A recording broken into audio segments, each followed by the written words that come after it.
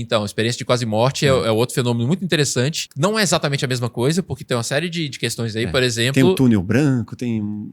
Sim, mas ao mesmo tempo tem a situação limítrofe ali, né? O seu corpo e a sua mente, elas estão funcionando num ritmo meio limítrofe ali. Ou você tá morrendo de verdade, ou você tá em morte clínica, né? O coração parou, ou você tá numa situação de perigo iminente. Pode acontecer também. Então você tá no meio de um assalto, o cara tá com a arma na sua cabeça, pode ser que algumas pessoas relatam ter uma experiência de quase morte ali. O seu corpo biologicamente tá bem. Você não tomou tiro ainda, nada.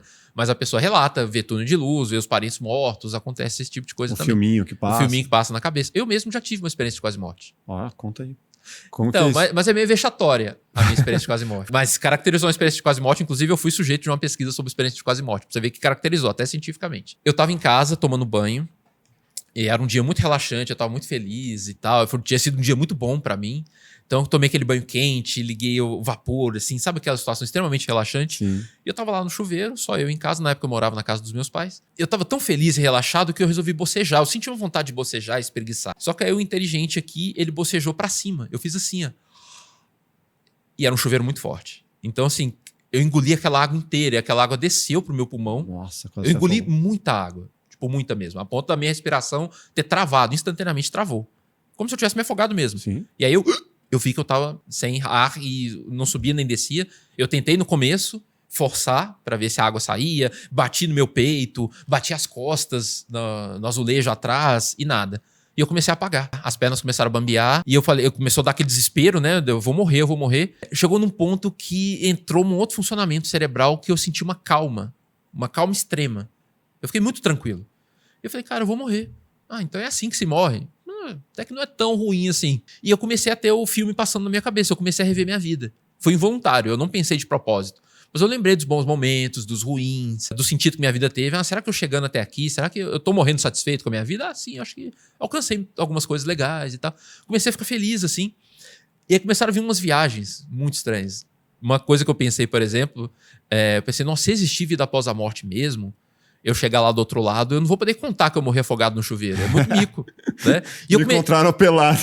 E eu comecei a pensar nisso. Eu falei, não, o que eu vou falar pros caras? Se eu chegar lá. E eu comecei a inventar as desculpas, assim. Caramba. E isso no meio da viagem ali, eu apagando, eu comecei a pensar nisso. Tive essa paz e tal. Não vi túnel de luz, mas eu tive uma sensação um pouco de desprendimento do corpo, vamos dizer assim. Eu entrei num estado alterado de consciência mesmo. Só que aí eu lembrei do Elvis Presley, as viagens. Eu não sei se é verdade, isso não sou fã do Elvis pra saber detalhes da biografia, mas dizem que quando ele foi encontrado morto, ele foi encontrado morto no chuveiro. Pelo menos eu sempre acreditei nessa história. E aí eu imaginei a mesma cena. Eu falei, minha mãe vai me pegar aqui pelado no chuveiro, igual você falou. Nessa hora, eu voltei. Porque eu falei assim, não, minha mãe não vai me encontrar pelado no chuveiro, é muito mico. Você foi salvo pela vergonha. Exatamente. Eu falo exatamente essa frase, eu fui salvo pela vergonha, porque isso me deu um gás na hora. Falei, não posso morrer aqui. Aí eu me dei uma sacudida, eu saí daquele estado alterado que eu tava, de tranquilidade, de paz, de estar desconectado do corpo. Voltei, comecei a dar soco de novo na boca do estômago. Mas ali eu já tava assim, foi nos últimos segundos já. Eu tava bem mal assim já. E aí eu comecei a vomitar aos poucos, eu fui voltando, levei uns 10, 15 minutos pra voltar. E ficou doendo, eu fiquei muito tempo sentindo dor aqui, porque eu tive que expelir aquela água com muito sofrimento. Mas eu quase morri afogado no chuveiro. E assim, eu não tive todas as características de uma EQM, de ver túnel de luz, por exemplo, e tal, de me ver totalmente fora do corpo. Eu me senti um pouco desprendido, mas eu não me vi fora do corpo. E aí a literatura científica mostra isso, que a EQM, ela não precisa ser aquele pacote completo. Eu me senti um pouco fora do corpo, eu senti aquela sensação de paz profunda. Ele ia falar que não foi, então, eu acho. Eu tive aquela sensação de paz profunda, eu vi a vida passando na frente dos meus olhos. E o que a literatura científica coloca? Diante das variações, porque a gente ouve só os casos mais estereotipados, né?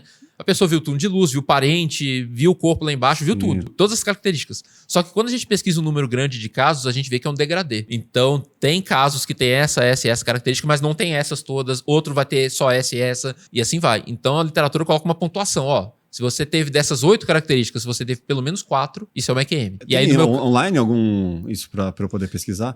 Deve ter, mas a minha referência que eu ia te dar é um livro publicado pela Associação Psicológica Americana, que é o Variedades das Experiências Anômalas. Tem ele em português também, e tem a segunda edição, que é mais recente, e tem um capítulo só sobre experiências de quase morte. E aí eles detalham bem essas questões da literatura e tal. E aqui no Brasil a gente tem em português, está online, a tese de doutorado de uma pesquisadora chamada Beatriz Carunchio. Ela foi nossa colega lá na USP, fez parte dos mesmos laboratórios que eu sou membro ainda atualmente. E na tese dela, ela descreve bem, inclusive, eu sou um dos sujeitos da pesquisa da Bia. Então, se você vai ver lá no meio, eu sou um deles. E aí ela aplica, eu tenho uma escala que mede quantas características de AQM você teve, enfim.